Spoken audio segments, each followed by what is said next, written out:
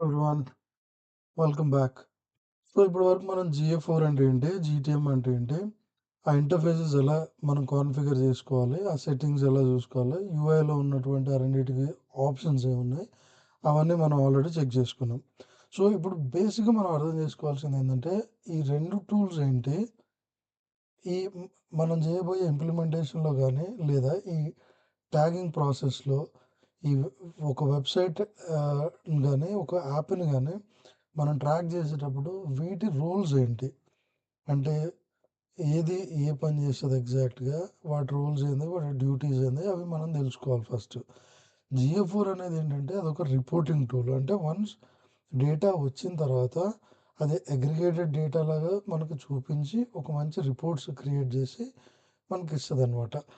GTM వచ్చేసి మనకి it's a tag management tool. అంటే it is responsible to track the data అనమాట. So అట్లా. కాకపోతే ఇప్పుడు మెయిన్ క్వశ్చన్ ఏంటంటే, నేను సపరేట్గా జీటీఎం అంటే ఏంటో చూపించాను, జిఏ4 అంటే ఏంటో చూపించాను. ఇప్పుడు మనం తెలుసుకోవాల్సింది ఆ రెండు అసలు ఎలా కలిసి పనిచేస్తాయి, హౌ దే వర్క్ టుగెదర్.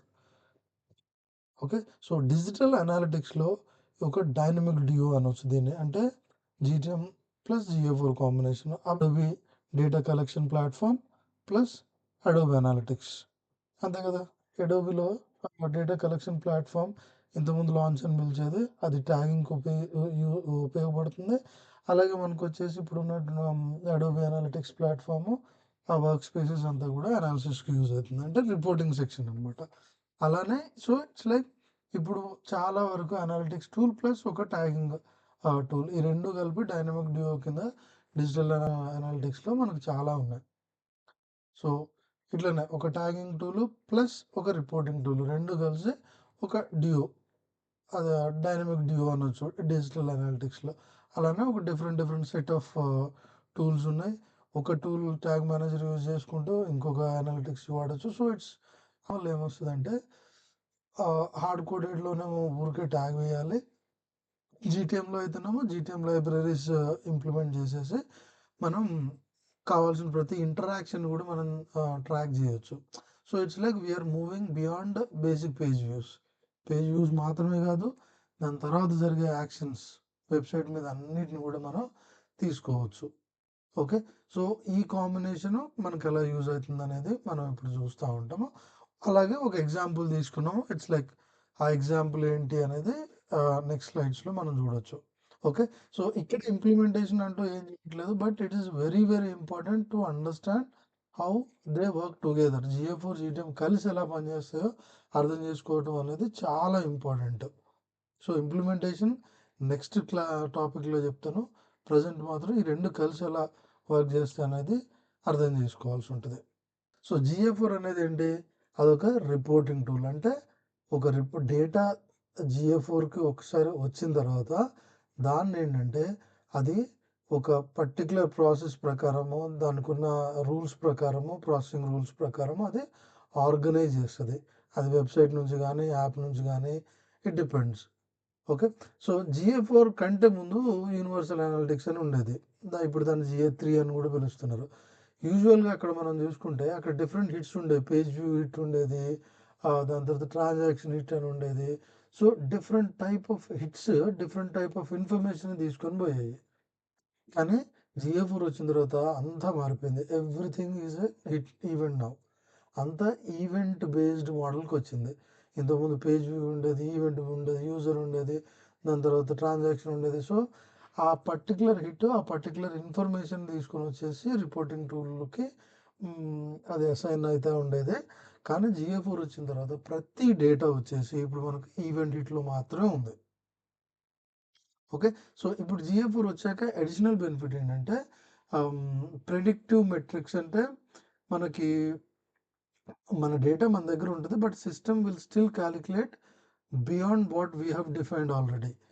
అంటే మనం ఆల్రెడీ డిఫైన్ చేసింది మాత్రమే కాకుండా సిస్టమ్ ఇంటెలిజెన్స్ని వాడి, ఓకే, ఇప్పుడు అంతా ఏఐ ఇన్సైట్స్ వచ్చినాయి కదా, దాన్ని వాడేసి ఇంకా అడిషనల్గా ప్రెడిక్టివ్ మెట్రిక్స్ని కూడా ఇస్తుంది. అంటే ప్రెడిక్షన్. సో ఆ అడిషనల్ డేటా ప్రెడిక్టివ్ డేటా కూడా మనకు వస్తుంది.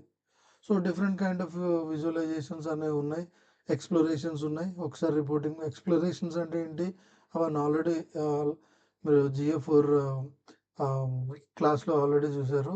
ఎక్స్‌ప్లోరేషన్స్ అంటే ఏంటో కూడా చూపించాను నేను. సో, ఈ యూజర్ జర్నీస్, ఎక్స్‌ప్లోరేషన్స్ ఇవన్నీ ఎలా ఉంటాయనేది మనం నెక్స్ట్ ఇంప్లిమెంటేషన్ చేసేటప్పుడు చూస్తాము. సో, జీటీఎం అంటే ఏంటి? ఇదే tag management system. It's like a middle man. Middle man అంటే ఏంటి?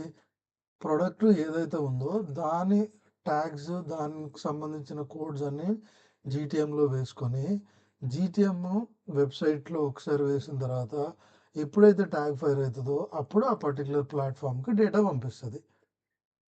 ఓకే. సో, జీటీఎంతో యూజ్ ఏంటంటే ఒక్కసారి మనం ఇంప్లిమెంటేషన్ చేసి వదిలేసిన తర్వాత ఊరికే మనం వెబ్‌సైట్‌లో కోడ్ చేంజెస్ అవసరం లేదు. జీటీఎం మీదకొచ్చేసి ఆ జీటీఎం ఇంటర్‌ఫేస్ మీద మాత్రమే చేయొచ్చు. సో, అర్థమవుతుంది కదా! ఇప్పుడు రిలేషన్ ఎలా బిల్డ్ అవుతుందనేది. జీటీఎంలో ట్యాగ్స్ ఏస్తాము. ఇప్పుడు నాకు అనాలిటిక్స్‌లోకి రిపోర్ట్ కావాలి. సో, అనాలిటిక్స్‌కి సంబంధించిన మెజర్‌మెంట్ ఐడీ వచ్చేసి జీటీఎంలో వేసి, జీటీఎంని వెబ్‌సైట్‌లో ఇంప్లిమెంట్ చేస్తే, వెబ్‌సైట్‌లో జరిగే ప్రతి ఇంటరాక్షన్‌కి జీటీఎమ్ పర్టిక్యులర్ టైమ్‌లో ఆ ట్యాగ్స్‌ని పంపించేసి, ఆ కండిషన్స్ మీట్ అయినప్పుడు అప్పుడు అనాలిటిక్స్‌కి డేటా పోతుందనమాట. ఓకే. సో, ట్రిగ్గర్స్ అంటే ఏంటి? ట్యాగ్స్ అంటే ఏంటి? ఆల్రెడీ మనం జీటీఎం దాంట్లో చూసాము. నేను అందుకని వాటిని పెద్దగా నేను రిపీట్ చేయట్లేదు ఇప్పుడు. సపోజ్ ఈ డేటా జర్నీలో సపోజ్ ఇప్పుడు ఏం జరుగుతుంది? ఒక వెబ్‌సైట్‌లో ఒక యాక్షన్ జరుగుతుంది. జీటీఎం ఆ టైంకి ఆ పర్టిక్యులర్ ట్యాగ్‌ని ఫైర్ రేటెడ్ చేస్తుంది. అప్పుడు ఆ ట్రాకింగ్ అనేది జరుగుతుంది. అక్కడి నుంచి మనకి GA4 డేటా రిపోర్ట్ చేయడం అనేది జరుగుతుంది. సో, ఇది యాక్చువల్ జర్నీ అనమాట. సపోజ్ ఒక పీడిఎఫ్‌ని డౌన్‌లోడ్ చేసిండు యూజరు. ఓకే. అక్కడ జీటీఎం ఈవెంట్ లిసనర్స్ ఏం చేస్తాయంటే, ఆ పర్టిక్యులర్ యాక్షన్ జరిగినప్పుడు దానికి సంబంధించినటువంటి ఆ ట్రిగ్గర్స్ ఫైర్ అయితాయన్నమాట. సో, ట్రిగ్గర్ అంటే ఏంటి? Condition. So and so action జరిగినప్పుడు నాకు ఈ ట్యాగ్ ఫైర్ కావాలి. సో, ఆ ట్రిగ్గర్ మీట్ అయినప్పుడు ఈ ట్యాగ్ ఫైర్ అయ్యిద్ది. ఈ ట్యాగ్ ఏం చేస్తది? ఆల్రెడీ GA4కి డేటా పంపించమని మన ట్యాగ్ ఆల్రెడీ చెప్పుద్ది కాబట్టి అప్పుడు GA4కి డేటా వెళ్ళిపోద్ది. అప్పుడు GA4లో మొత్తం ఆ ప్రాసెసింగ్ జరిపేసి మన రిపోర్టింగ్ ఫార్మాట్‌లో ఆ డేటా కనిపిస్తది. ఓకేనా? సో, ఈ 2 టూల్స్‌కి మధ్య కనెక్షన్ అని చెప్పుకోవచ్చు.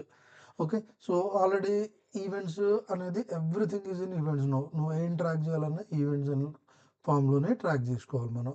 ఒక సింపుల్ పేజ్ కానీ, క్లిక్ గానీ, వీడియో బటన్స్ డౌన్‌లోడే గానీ, ఏదైనా కావచ్చు. ఒక బటన్ క్లిక్ గానీ, ఎక్స్టర్నల్ క్లిక్ కావచ్చు. లేదా ప్రతీది కూడా ఈవెంట్ రూపంలోనే మనం చేసుకోవాలి. సో, ఎప్పుడైతే ఒక బేసిక్ లైబ్రరీని మనం ఆహ్, జీటీఎం బేసిక్ లైబ్రరీ వెబ్‌సైట్ మీద ఇంప్లిమెంట్ చేస్తామో, ఇక్కడ ఆటోమేటికల్లీ కలెక్టెడ్ ఈవెంట్స్ అని ఉంటాయి. అంటే ఆటోమేటిక్‌గా ట్రాక్ చేస్తూనే ఉంటాయి. ఎన్హాన్స్డ్ మెజర్‌మెంట్‌లో నేను లాస్ట్ GA4 యూఐ అంతా ఎక్స్‌ప్లెయిన్ చేసేటప్పుడు ఎన్హాన్స్డ్ మెజర్‌మెంట్ ఆప్షన్స్ చూసాము. అయి ఎనేబుల్ చేసినప్పుడు ఈ ఎక్స్‌ట్రాగా ఉన్నటువంటి scroll, outbound clicks, side searches అనేవి ఆటోమేటిక్‌గా ట్రాక్ అయితా ఉంటాయి. రికమెండెడ్ ఈవెంట్స్ అంటే మన బిజినెస్ మోడల్‌ని బట్టి సమ్ రికమెండేషన్. సపోజ్ ఇప్పుడు మనకి కామర్స్ అనుకోండి. ఐటెమ్ వ్యూస్ చూస్తాం. ఐటెమ్ క్లిక్స్ చూస్తాము. యాడ్ టు కార్ట్ చూస్తాము. తర్వాత చెక్‌ఔట్, బిగిన్ చెక్‌ఔట్ ఈవెంట్ కావాలి. పర్చేజ్ ఈవెంట్ కావాలి. సో, ఇట్స్ లైక్ మన కేస్ బట్టి ఆ రికమెండెడ్ ఈవెంట్స్. కస్టమ్ ఈవెంట్స్ అంటే ఎనీథింగ్ అంటే ఇవి రికమెండ్ అవ్వచ్చు, కాకపోవచ్చు. మనకు కావాల్సిన పర్టిక్యులర్ యాక్షన్. సో, నాకు ఒక వెబ్ పేజ్‌లో ఒక పర్టిక్యులర్ బటన్ మీద క్లిక్ చేసినప్పుడు అది నాకొచ్చేసి అదొకటి. లేదా ఒక ఫార్మ్ ఫిల్ చేశాక ఆ బటన్ క్లిక్ చేసినప్పుడు ఆ కండిషన్ వచ్చేసి నాకు ఒక ఈవెంట్. సో, అవి నేను డిఫైన్ చేసుకుంటున్నాననమాట. సో, ఎవ్రీథింగ్ జీటీఎంకి ఇప్పుడు సారీ GA4కి ఏ లాంగ్వేజ్‌లో అర్థమవుతది? ఎవ్రీథింగ్ మనం ఈవెంట్ ఫార్మాట్‌లోనే పంపించాలి. అందుకని డేటా లేయర్ రాసినా ఈవెంట్ అని స్టార్ట్ చేసి చేస్తాము. హ్మ్. ఇది GA4కి కావాలంటే. అలా కాకుండా మనం ఏదన్నా డిఫైన్ చేయాలన్నా ఎవ్రీథింగ్ ఈజ్ ఎన్ ఈవెంట్. ఒక క్లిక్ జరిగినా ఆ జీటీఎం ప్లస్ GA4 లాంగ్వేజ్‌లో అదొక ఈవెంట్‌గానే తీసుకుంటాము. ఒక పేజ్ లోడ్ అయినా ఒక పేజ్ వ్యూ అనేసి జీటీఎంలో ప్లస్ GA4 లాంగ్వేజ్‌లో ఈవెంట్ కింద తీసుకుంటాము. So, everything is in event now. Okay. Now so, page views అయితది. ఆ పర్టిక్యులర్ ఈవెంట్ వస్తది. కాకపోతే అడిషనల్ ఈవెంట్ పంపించడాన్ని మనం పారామీటర్స్ అంటాం. ఓకే. సో, ఇక్కడ మెయిన్ డిఫరెన్స్ ఏంటంటే డిఫరెన్స్ కాదు. యాక్చువల్‌గా హౌ దే వర్క్ టుగెదర్‌లో ఈ రెండిటి కాంబినేషన్స్‌లో మనం మాట్లాడుకుంటే, ఒక పారామీటర్ అంటే ఏంటంటే, it gives more information to that event. ఆ ఈవెంట్‌కి అడిషనల్‌గా కొంత ఇన్ఫర్మేషన్ ఇస్తది. ఇప్పుడు ఫైల్ డౌన్‌లోడ్ అనుకోండి. దాని అది ఈవెంట్ అనుకోండి. దాని పారామీటర్ అసలు ఏం ఫైలు? ఓకే. ఆ ఫైల్ ఎక్స్‌టెన్షన్ ఏమన్నా ఉందా? ఆ ఫైల్ లెంత్ కావాలా? ఏం కావాలి అసలు మనకు అట్లా. ఒక ప్రోగ్రెస్ తీసుకున్నాం అనుకోండి. ఆ పారామీటర్ ఏంటి? వీడియో టైటిల్ కావచ్చు. ఎంత ప్రోగ్రెస్ పర్సెంటేజ్ తీసుకోవచ్చు. అవి పారామీటర్స్ అయితే. సో, ఏదైనా యాక్షన్ జరిగినప్పుడు దాంతో పాటు అడిషనల్‌గా మనం కావాలనుకునే ఇన్ఫర్మేషన్‌ని పంపించడాన్ని పారామీటర్స్ అంటాం. ఓకే. సో, ఈ పారామీటర్స్ 2 టూల్స్‌లోకొచ్చేసరికి డిఫరెంట్ టర్మినాలజీ వాడతాం. మనం జీటీఎంలో డిఫైన్ చేసేటప్పుడు అదొక వేరియబుల్ కింద డిఫైన్ చేస్తాం. సో, జీటీఎంలో నేనేది రాస్తే అది జీఏ4కి రాదు కాబట్టి, జీటీఎంలో నేనిది చేశా కాబట్టి, జీటీఎం ఎప్పుడన్నా ఈ ఇన్ఫర్మేషన్ పంపిస్తే, నువ్వు ఎలా రిపోర్ట్ చేయాలి లేదా ఈ నేమ్‌తో నాకివ్వాలి అని జీఏ4లో కొంత సెట్టింగ్ చేస్తాం. వాటిని కస్టమ్ డైమెన్షన్స్ అని పిలుస్తాం. కొన్ని మనం ఏవేదైతే జీటీఎంలో ట్యాగ్ క్రియేట్ చేసేసి అక్కడ వేరియబుల్స్ కింద ఇస్తామో, యాజ్ ఇట్ ఈజ్ జీఏ4కి అర్థం కాదు. ఆ రిలేషన్ మనం బిల్డ్ చేయడానికి జీఏ4లో కస్టమ్ డైమెన్షన్ క్రియేట్ చేసుకొని, ఈ రెండిటికి మధ్యలో రిలేషన్‌ని మనం కస్టమ్ డైమెన్షన్స్ సెటప్ పేజ్‌లో మనం రాస్తాం అనమాట. ఏమని రాస్తాం అంటే, నాకు జీఏ4లో సపోజ్ ఒక పేజ్ కావాలి. ఏం కావాలి? ఫైల్ నేమ్ అనేది కావాలి. నేను జీటీఎంలో ఏదన్నా వేరియబుల్ నేమ్ ఇచ్చి ఉండొచ్చు. అప్పుడు ఏం చేస్తామంటే, ఇక్కడ custom dimension name, file name అది ఎక్కడి నుంచి వస్తది? జీఏ4 పంపిస్తది. జీఏ4 ఏ నేమ్‌తో పంపిస్తది? అది ఇక్కడ మనం డిఫైన్ చేసుకొని, ఈ రెండిటి మధ్య రిలేషన్ బిల్డ్ చేస్తాం. మనం బేసిక్‌గా మెయిన్ మాట్లాడుకునేది ఏందంటే, అసలు ఎందుకు జీటీఎం హార్డ్ కోడ్ చేయొచ్చు కదా! ప్రతిదానికి ఊరికే కోడ్ చేయొచ్చు కదా! అంటే, అది ఊరికే ప్రతి చేంజ్ జరిగినప్పుడల్లా కోడ్‌ని మనం చేంజ్ చేస్తా ఉండాలి. అప్డేట్ చేయాలి. అడిషనల్ పారామీటర్ కావాలంటే అప్డేట్ చేయాలి. చేంజెస్ ఏదన్నా వెబ్‌సైట్‌లో డెవలప్‌మెంట్ చేంజెస్ అయినప్పుడు అప్డేట్ చేయాలి. సో, ఊరికే ఇవన్నీ చేయకుండా, మనం సింపుల్‌గా ఒకసారి జీటీఎం ఏసేస్తే, ప్రతీది కూడా మనం మన ఓన్‌గా చేసుకోవచ్చు జీటీఎంలో. సో, డెవలపర్స్‌ని మనం అంత ఇబ్బంది పెట్టాల్సిన అవసరం ఉండదు. So, we can manage everything on our own. ఒక కాంటాక్ట్ అస్ ఫార్మ్ చేస్తే ఏమైతది? జనరల్‌గా దానిలో ఒక ట్రాకింగ్ అనుకోండి. ఆ పేజ్‌లోకి మనం వెళ్తాము. సో, ఇట్స్ లైక్ ఆ ట్రిగ్గర్ ఏమొస్తదంటే, నాకు కాంటాక్ట్ అస్ మొత్తం ఫిల్ చేసాక ఒక థాంక్ యూ పేజ్ వస్తది కాబట్టి, థాంక్ యూ పేజ్ వచ్చినప్పుడు అది నా ట్రిగ్గర్. అది జరిగినప్పుడు ఏం చేయాలి? ఒక ఈవెంట్ ఫైర్ కావాలి. ఏది? జనరేటెడ్ లీడ్ అని పెట్టుకున్నా నేను. ఆ లీడ్ ఏం చే ఆ ఈవెంట్ ఏం చేస్తది? జీఏ4కి పంపిస్తది. అప్పుడు జీఏ4లో జనరేటెడ్ లీడ్ అనేది ఫైర్ అయితది.